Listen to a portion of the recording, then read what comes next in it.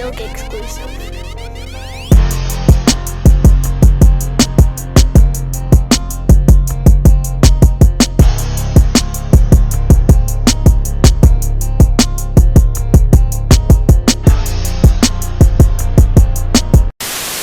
Now batting for the New York Yankees, the shortstop, number 2, Derek Jeter.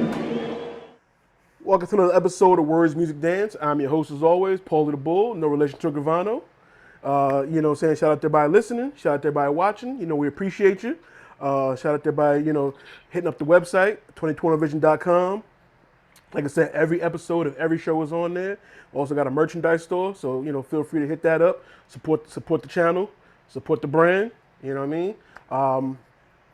Today it's only me and Lou, but we still talking about the captain, ESPN Films, Derek Jeter documentary, and the last episode 7. We watched it. It was definitely an emotional one. Didn't know how personal Derek was gonna let us in, but we got a very good look into Derek's life. We're gonna go through it like we've been doing, but the episode started with a little flashback. They took it back to Kalamazoo, and we got a contract, his first contract negotiation, him and his parents. And they broke down. Lou, have you ever had a contract with your parents? Nah, man. I kind of think about doing it with my kids now. That was my next question. With your kid, you think about it, that's not a bad idea. Or like, I want to go to Disney World here. I need this stuff done right here. It's not like... Right. So that was interesting. But I mean, again, like we've said, just saying he was born his dream was to be a shortstop for the Yankees, and he was born into it. And when he got the position, got the job, got the role, he was prepared. His parents prepared him, like literally, like he was prepared for the business side of it. He was prepared for, the Yankee way. He was prepared for, somehow he was prepared from Kalamazoo. He's prepared for the New York life. We've lived here all our life, and I don't even think we prepared for New York. So to be under that much criticism and scrutiny and that many eyeballs, he was prepared for it. But after they showed us the contract, then they went to his final game, which is what you'll see behind me, his farewell home game at least. And it was a bit of poetic justice, serendipity, if you will. Buck Showalter, being the manager for the Orioles at the time, his first manager, was there to see his last at bat in Yankee Stadium. For the Yankees, number 2, Derek Jeter. Number 2.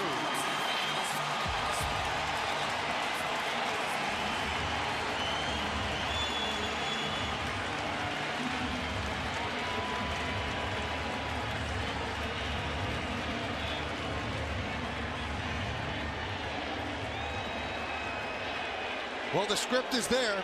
The last page is in Derek's hands.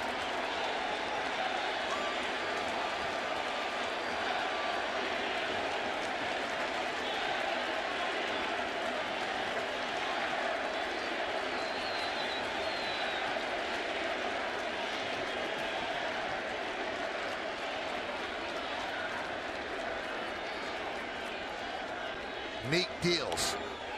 Base hit to right field. Here comes Richardson. Here's the throw for Markakis. Richardson is safe. Derek Jeter ends his final game with a walk-off single. Derek Jeter, where fantasy becomes reality. Did you have any doubt?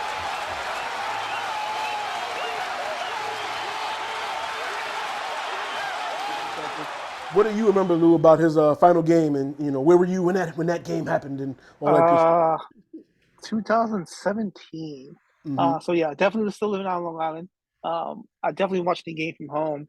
The biggest thing I remember is just the way it ended. Right, it had that storybook, like it can only end the way Jeter going on his terms. Right, he has so many great moments as a Yankee, and then to culminate his entire career with a walk-off single. You know, it Mm-hmm. wasn't a walk-off home run or a walk. No, he did it the Jeter way. You know, he was a hit king for the Yankees. So Mm-hmm. um, it was great. I got chills when both Buck Showalter said that. You know, he was there for his first hit and his last hit. Like, oh Mm-hmm. crap, that's right, he was. Like, damn, Mm-hmm. 20 years.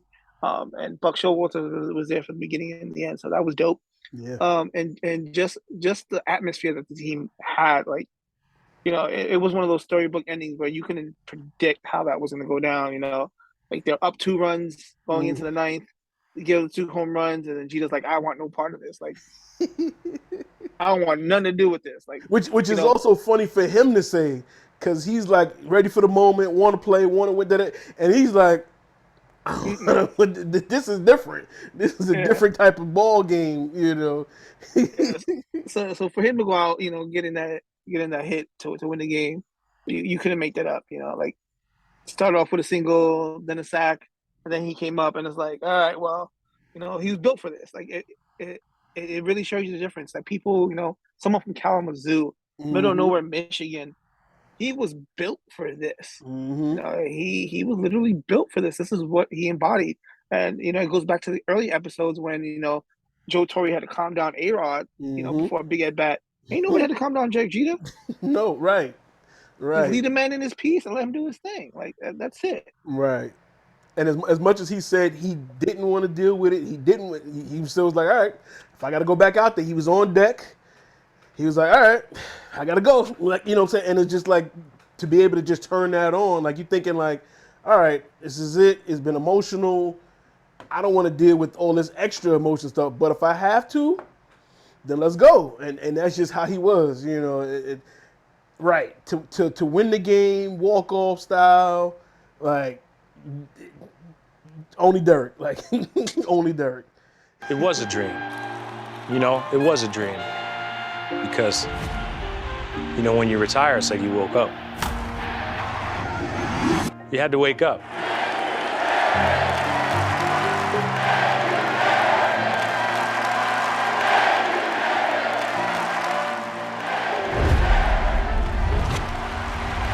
Everybody's chanting, thank you, Derek, and thinking to myself, for what? You know, I'm just trying to do my job, so thank you guys.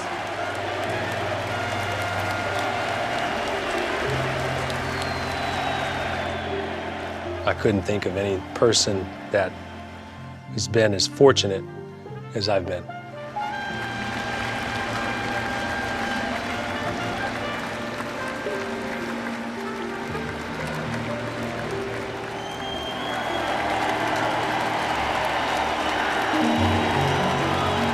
So long, Derek.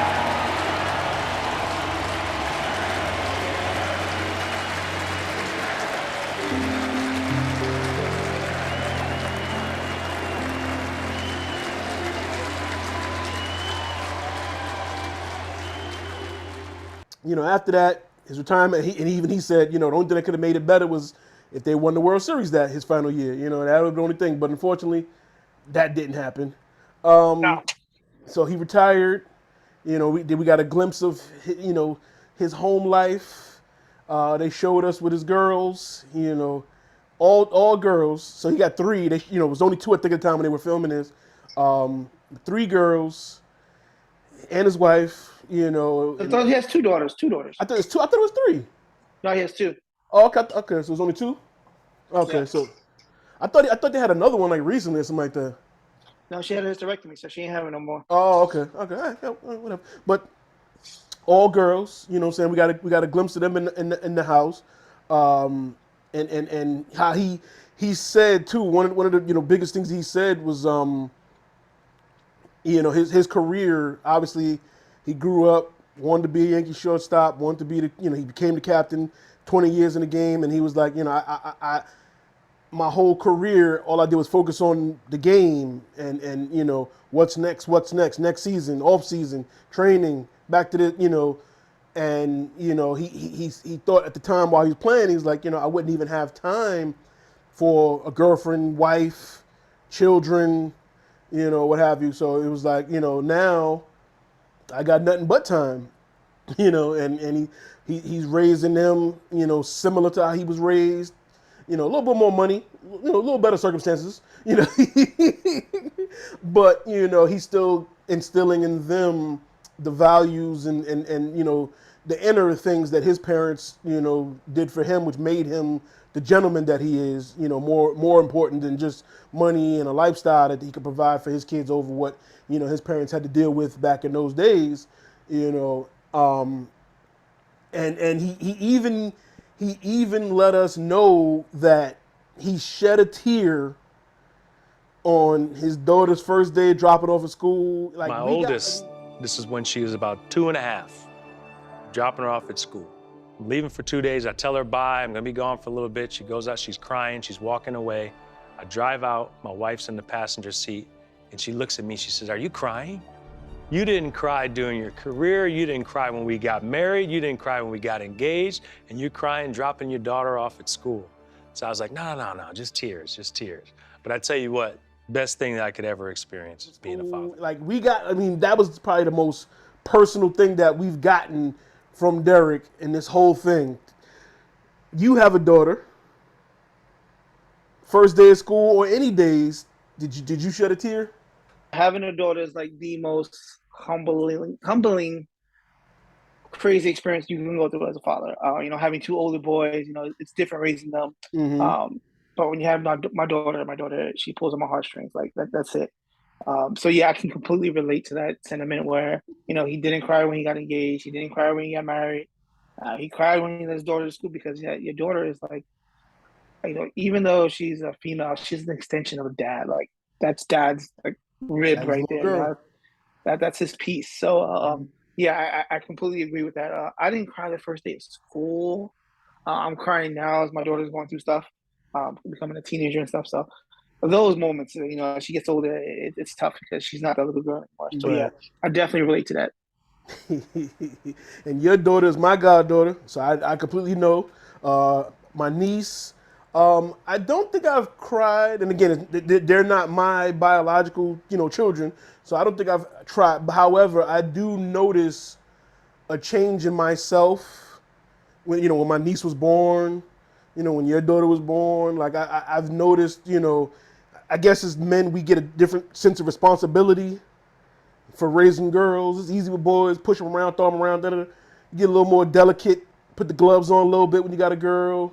You worry about other things. Maybe we get a little overprotective when it's a girl, but we know how Right. men are in this world. So, you know what I'm saying? So you get a little bit, to learn that Derek cried, again, it was, you know, it was a bit of unveiling that we didn't expect. You know, oh wow, Derek shed a tear. We got a little emotion out of him. Like, you know, they even went through the engagement. You know, they went away. Every day she wore a white dress. Women, women. That's it. She said that, I was like, how do you Ready. bring Today's the 6 day. white dresses? Yeah. On Twitter, Derek actually tweeted he thought white was just in style. Like he thought it was just like she was just wearing something. So it was great. That's another piece of the thing. Like watching the doc while Derek is like live tweeting, that was kind of cool. But he was like, I just thought white was, you know, in season or whatever at the time. I thought she was just wearing that, you know. But it was definitely again, the personal side of him that we don't know. We see the game, watch highlights, stats, but we don't get a glimpse of, you know, his home life and family. So, you know, to know that he had a plan to do the engagement. She didn't know the plan, so she was just prepared and ready, hoping it to happen. And then it finally happened, and, you know, he did it, and it was such an intimate way, and she appreciated it, and she got emotional, and then now they started a family, got the kids, and then she finally seen him break down and cry, and it was like, that was, you know, deep to know. And then next on the doc, they went into his Hall of Fame ceremony, class of 2020. And then also we got that parallel again of the first phone call, he was waiting to get drafted, to the now phone call, he's waiting to get the Hall of Fame. And this one, you know, Yeah, what happened? Real quiet. Yeah.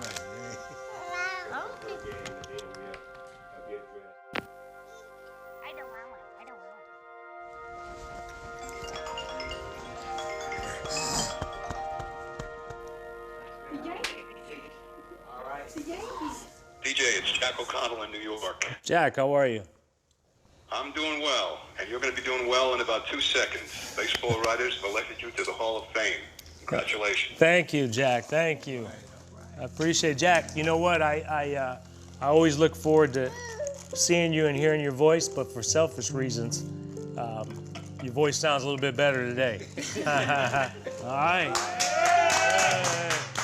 Hey, okay. Oh, it's okay. It's okay. Congratulations, man. Hey, I'm proud of you. Hey, you deserve it, buddy. You deserve it. All right. Thank you. That's okay. You know how much them jeans you got from me. It's all hereditary. Right? It's all hereditary. You couldn't write a better script. Like, this is a movie, and this actually happened. Like, they just had to turn the camera on. They had to write a script and do it. Like, and then he finally got that phone call. All but one person Bitch ass writer. All but one. We still don't know who that one was. We could all assume it was somebody from Boston. Safe to assume. Can you imagine if somebody from New York, though? I don't know how, but it's possible. Anything is possible. But if I had to bet, I'd say somebody from Boston, or maybe the Rays, or somebody, a Rays fan or somebody, But I would assume Boston.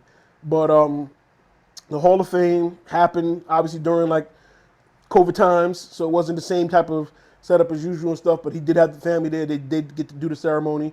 I was proud to be his friend. We start to play these games not with the notion of being a Hall of Famer. We just try to be the best athlete we can be. If you do it the right way, that's where it ends up. Without a doubt, he should be remembered as one of the best shortstops that ever played. Hall of Fame, Jeter. Do you think it was any doubt? Talk to me. What do you think about that? Hell no. Listen. The biggest doubt was he going to get the 100%. Right. I think, and we answered that question pretty quickly. I mean, we can't be too mad. Mariano got the 100% voted in. So Derek going in at the 99.9%, I'll take it. But yeah, there was no doubt. I mean, he lived his career the way you should. He played the game with honor, played the game with respect. He never stepped out of line. I mean, he did it. A lot of people say he did it the Yankee way, but honestly, I really think he did it the Derek way. Like, that was his way. Like, his mom and pops instilled that in him from early on. So it was really never him doing it, the Yankee way. That's the Derek Jeter way, where he was taught, where he was raised. He mentions it like he became a shortstop because his dad played the position, and he took all the things that his dad instilled in him and ran with it. So yeah, it was great to see that whole full circle correlation between him being drafted and him going into Hall of Fame, and then beginning the next chapter of his life. So that was dope. In which that next chapter, he became the first black owner in Major League Baseball history. You know what I mean? If you get the history of that. And again, that goes back to episode 6, why that racial conversation was so important to that person on Twitter that didn't like it or whatever. This is why that was, foreshadowing what was to come, because again, that's a big deal, him to be the first black owner in Major League Baseball, as long and storied history of baseball is. We all know Jackie Robinson and things did to even become in the league, and there was no ownership. And for him to become an owner, Michael Jordan spoke to him because he was the first black owner in the NBA. These are big milestones and accomplishment. NFL, we're still waiting on y'all to figure that out. You know what I mean? Hockey too. Hockey, don't think you're under the radar. You know what I mean? Right. But just look, it takes the greatest. You got to have one of the greatest Yankees, one of the greatest ball players. Got to be the ones to get up there and stuff to do it. But he eventually did it. Got the ownership. It wasn't what he thought it was going to be. Didn't last, but he did it. It was an accomplishment in itself. It was a happen. He made this one great trade though. This guy named I think his name was Mike at the time. You may know him as John Carlo. Some people there's some conspiracy theories that say Jeter did that as a favor to the Yankees. I don't know. He was gutting the team, imploded and made some other moves too. But what did you think of Jeter's tenure as owner of the at time Miami Marlins? I think it was a humbling experience for him. I mean, he realized he wasn't rolling with people on his level. You know, people always get mixed up. Like, yeah, I want to be the ball player, but really, the dude that signs that ball player's checks is the one you want to be. Because they're running the world billions, and it was eye opening him to be in those circles, and to try to build those bridges with all the billionaire big players. That it's a different atmosphere. He's like it's completely different from the world he was running in. So I think it was humbling, and it gave him that drive. Like he wanted to be owner, and he wanted to put in his own money. It wasn't something that he just put up. He's going to be a face and just put his name in the pot. Right. So that was dope to hear that he's like he wanted to be fully vested, invested into it and going with his own money. It didn't turn out the way he wanted. I mean, because again, he's a minority, owner. He wasn't that majority holder, so he really couldn't implement the things he wanted to. So, but definitely dope that he got it accomplished. Something he wanted to do. And we as all men want to be our own businessman, run our own show. So shout out to him. He broke a lot of doors down. First black owner in MLB. He hired the first female GM. He brought in people that were good for the organization, not people that were his buddies and his friends and right. Dudes you went golfing with on Saturday. So that was dope. Right. Yeah, that was big too, right? First female GM, who you brought over from the Yankees. He even apologized to Cashman because he was like, man, being on the other side now, I kind of understand a little bit more, So that was humbling for him. But yeah, like you said too, it was one of the first times in his baseball career he didn't have as much control as he used to having. When you're in the batter's box, it's you versus the pitcher. You can either swing, not swing, swing away, swing. It's all on you. In this position, you make moves. You hope they turn out a certain way. You want to make moves. They're saying no. There's other people involved in the. There's so many more factors. He helped out the community. He did what he could, but there's only so much you can do from the owner's suite, and he learned that, and it wasn't what he expected it to be, but all in all, still an accomplishment, still an achievement, still something that MLB needs more of. Again, not just because he was black, but hey, a lot of times, a lot of these retired players need some kind of next step. What is the next thing after that? And that was big too. That they got him, more GMs. We see that a lot in the NBA. We see a lot of, old ex-players becoming GMs, coaches now, so stuff like that. That's big too in sports. The next chapter, not just going into commentating, but also getting some, a lot of these guys take business degrees in college, so Yep. getting that business, using that business acumen in there, that just, should be the next step. So it was, like I said, still a big deal. Still a big accomplishment for him. The Stanton trade was great. I think that was the smartest move he made. Stanton's coming back too. Just got an update. He's recovering. We should be seeing him back on the field too. But we'll talk that later. You know what I'm saying? But then the episode got a little more emotional. His youngest daughter's story.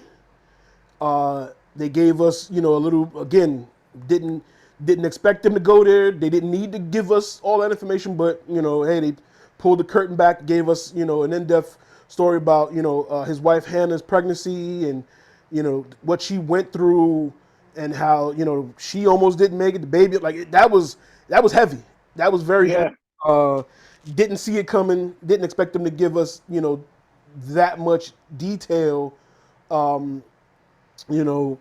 Spoiler alert: we know she survived. The baby's here. Congratulations to them on on that. But that was a lot to share. For what they went through, and it was crazy seeing that Hannah, after she had the baby and all that, she's thinking, hey, Derek just got a new job. His mind is, she's worried about him, but he's thinking about her. Like, they so sweet, but that was a lot. You know what I'm saying? That was a lot for any for anybody to deal with, not just a celebrity. Women and mothers and fathers. Childbirth is scary. Tough. Yeah. Yeah, and how did you feel about that moment in the doc? Like that was. And that was tough. Blink. I was just frozen. Like yeah, I wasn't expecting them to go into in depth about she was hemorrhaging and she she was at 31 weeks and he had a decision to make. Like that's a tough decision to make as a as a father, as a husband, to decide between your baby and your wife, especially at 31 weeks when she's almost due. Like they're right there. But yeah, it humanized Derek. Like he goes through the same shit that we all go through as parents. And they're no different. I mean, we didn't know about it, so it was great for them to allow us in and see, like, hey, like he was going through this whole acquisition and she was having issues with the baby, like crazy. That's a lot. But and I think some of that may have weighed on his decision to step away, because at the end of the day, like time with your family is precious, man. You can't put dollar signs on that stuff. It was scary to hear. Like, damn, I didn't think it was. I didn't even know she had issues. Right. I didn't know there was no news about that. So, yeah, very, very humbling and humanizing for him. Yeah, and thanks to them for sharing that. Because like you said, it humanizes. We think celebrities, they're so special and perfect and these both of them are beautiful. They're just great people. They don't have any, and then it's like, oh wow, they went through scary moments, life and death, and it's like, wow, okay, there is a piece of them that is just like us. You know what I'm saying? That was, it was like I said, it was unexpected, but it was big to share. And what I'm saying, we love them even more now, and we now we want to know how's Story doing, how's the baby, like now we care, so that pulled us in. But like I said, she made it, the kids are here, like that was great, it was great to know. And also they mentioned he started the Players Tribune. Yep, I did not know that. Yeah, that was started by him. He was the first I had no idea. Everything. I knew the Players Tribune is. I did not know. Maybe I've seen it and forgot, but I really was like, oh, he did that. Like I had no idea. I believe the first article they released was his farewell as Yankee. And so that I knew, but I didn't know he was like either I didn't know he was the creator of it. I knew that, right? I knew that was the first article. I just thought the timing, was that. I didn't know so that was news to me. That was news to me. I didn't use them on top of these. Like I said, I might have seen it and forgot. I don't know, but that one caught me off guard. So shout out to that, because now the Players Tribune is huge. And they got shows and publications and stuff. So that was big. And then we got another emotional moment. Him and his connection to former Yankee player Gerald Williams. He was Story's godfather. And we did, Derek's small circle, close knit, small group of friends. Gerald was one of his closest, and he passed away. I think like last year or something like that, right? It was 2022. He passed away this year. Oh, this year? It was this year. Okay. Yeah. So yeah, like that. That was deep to know. He was someone that was there from for a lot of everything Derek went through. They were really close. I didn't know how close they were. Didn't know they were that close. And it was weird because I was watching the whole documentary actually, and they dedicated that episode to Gerald. And I was thinking about someone I lost, my boy Anwar, who was a huge Derek Jeter fan. He passed away a couple of years ago, but I was like just watching this, like he would love this doc. He would love to see all this Derek Jeter stuff. He would so it made me think about him as well. And people just friends, like it was, again, I didn't expect the documentary to get that emotional and make my thoughts start to go to stuff like that, but it did. Salute to my boy Anwar, Gerald Williams, anybody that lost someone that's close. Appreciation and stuff. What did you know him and Gerald were that close?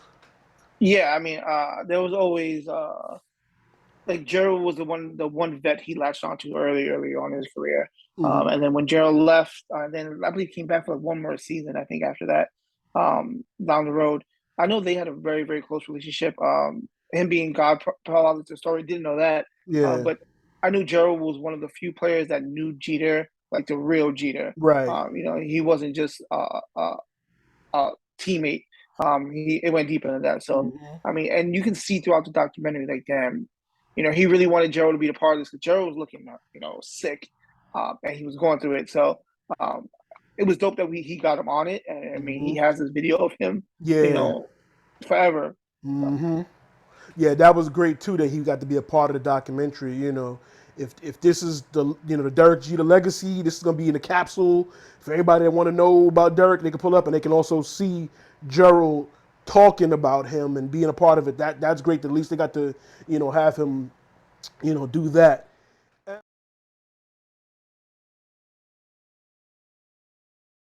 One of the continuing threads of the documentary was obviously Derek and Alex Rodriguez's relationship.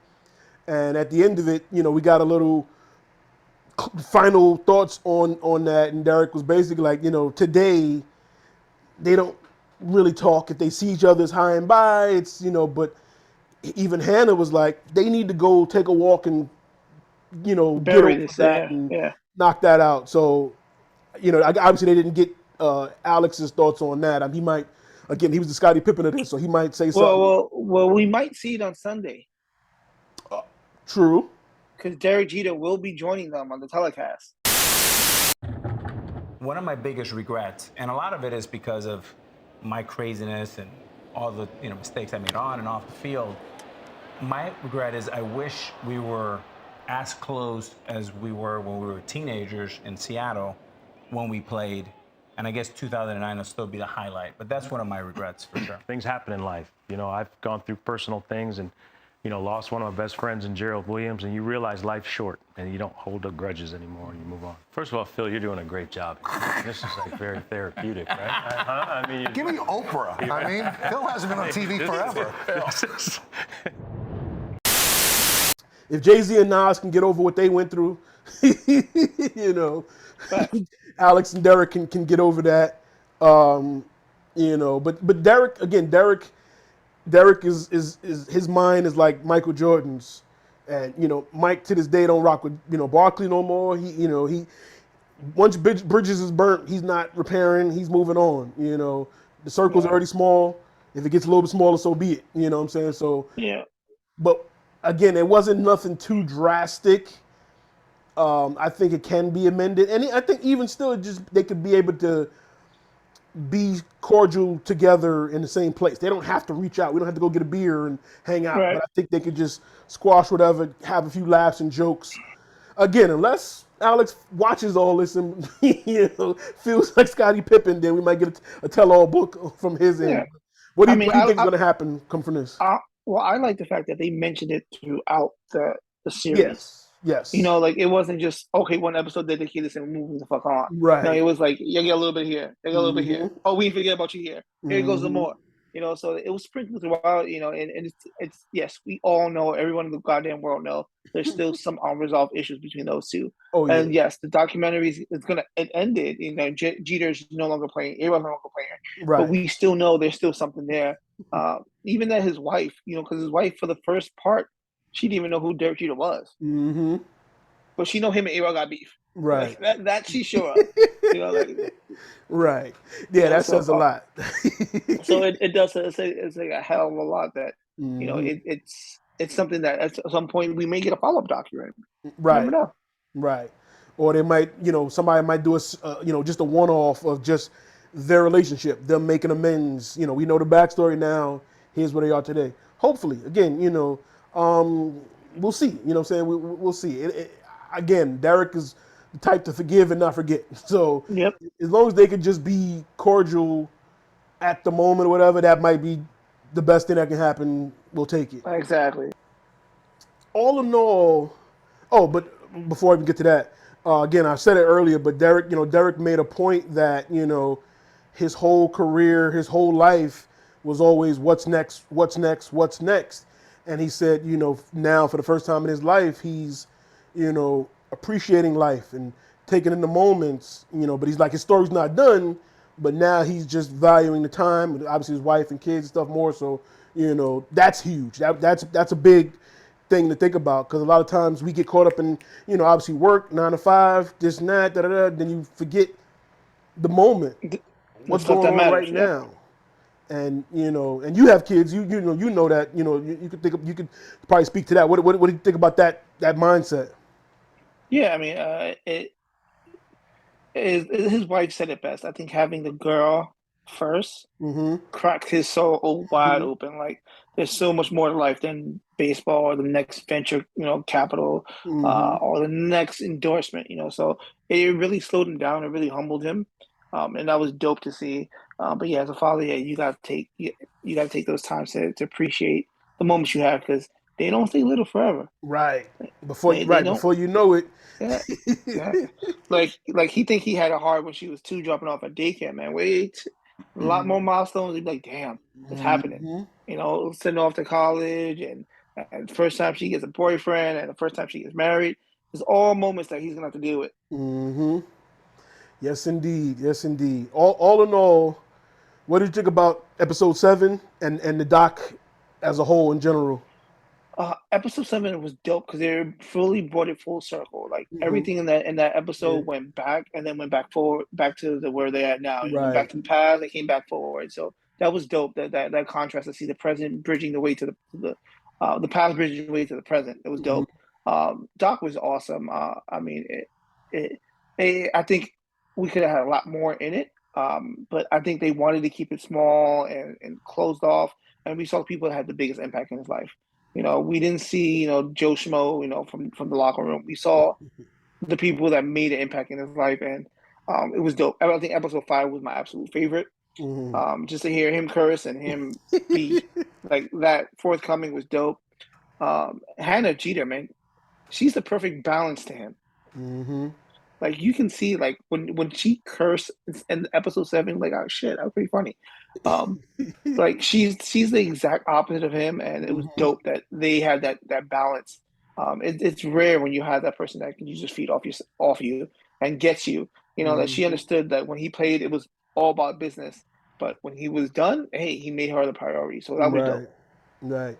I agree. Unfortunately, Pete couldn't be here with us today. He's he's vacationing somewhere. He's retired. He's living in the moment. So we appreciated him, but he said, he originally thought, it's not going to get much better than episode 1, but like you said, the way they did it, episode 1 was the foundation, and it showed how everything kind of went back to, his upbringing, his parents. Then we got the parallel of the draft and the Hall of Fame call, and the A-Rod narrative was a thread that went throughout the whole thing, and each episode, it was very well produced, very well done. Like I said, it was like a movie that the script was just real. It was just real life, and it was such a script that you like, wow, this is really his life, like I appreciate what we did get to learn, them letting us in to their world for that for that little bit. Yeah, there's so much more they could have spoke on and stuff, but hey, like, that's way more than we ever thought we would have got from Derek Jeter. And some people thought it wasn't going to be an entertaining documentary because we thought his life was just so vanilla and bland. Then you find out, yeah, he has a little edge to him. He's competitive, he's petty. His whole thing was proving people wrong.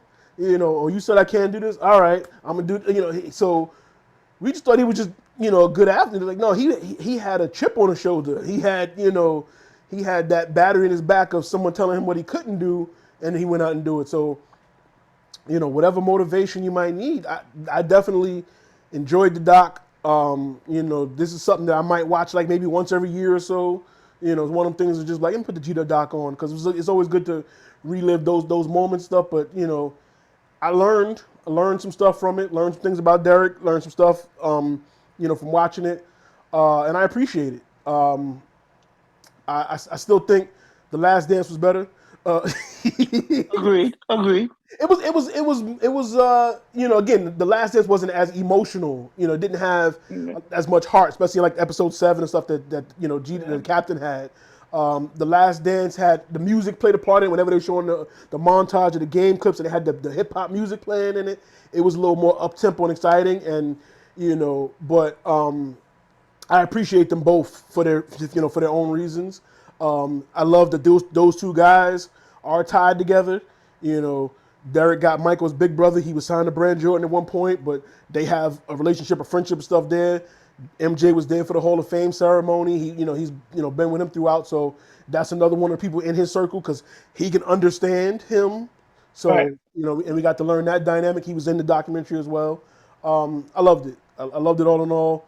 I thought it was great. Unfortunately, it's over. But Words Music Dance will be back. We're gonna we've had Right here. That's coming up. Right there you go. Right there. We're gonna have some more episodes. We're gonna get back to the topics, current events, and things like that. Sports. We had a couple of sports episodes, but we're gonna get back to some bigger topics. We'll see what comes up. But speaking of sports, the Homie Picks crew Coming right up. there. These guys, Lewis, shout out to Ben, shout out to Jared. They will be doing sports still. They will be talking, football. The NFL season is coming back. So I'm just doing a little maintenance right now as the guy for this. I'm just letting everybody know what's coming down the line. But you will be seeing Lou some more. He would definitely be, picking some games. Preseason started. We got some games going on as we speak, and some more happening. Some moves will still be made. We might even get to talk about Deshaun Watson a little bit, see what's going on in his situation. The conversation continues, like I always say. So we will have some more conversations, things going on. But as we go from the summertime into the fall, will be a lot of content at 2021Vision.com. You'll be able to catch everything on there. It'll be also available on YouTube. Words Music Dance will have the audio available on the audio platforms. So you'll be able to hear it and watch it however you choose to. You know what I'm saying? And we're not done. You know what I'm saying? Words Music Dance will be back on its Wednesday schedule as it usually is. But this was the special edition for Derek Jeter. I'll move some things around for Derek. He's a biracial angel. You know what I'm saying? Lou will be back. Homie Picks will be Thursdays, to catch that Thursday night game and then into the Sunday game. So you will be seeing, and Lou will be on Words With Dance stuff as well. We're going to be back with some grade pendings, some movie stuff we got to catch up on. We let a couple slip by that we watched that we didn't talk about, but it's never too late. I know some people want to be in the algorithm and catch it at a time. Hey, listen, I don't work like that. We can talk about old stuff. We might even pick a movie from the 90s we want to grade or something. We can do all that. It's all possible. As well as the homie calls. The Hands of Time will be here by New Year's. Might even give you a new show or something next year. You don't know. You never know. We working. It's happening. 2021 Vision, the website, 2021vision.com. Check it out. You can catch all the videos on there. The merch store. Hit it up. Buy some stuff. Support the brand. Lou got kids. His kids is my god kids.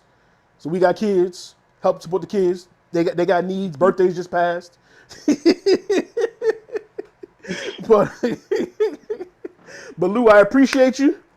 Always, bro. I appreciate everybody listening, everybody watching. Pete, I appreciate you too. You'll be back for some more episodes and things as well. The conversation continues. We'll see y'all next time. Peace.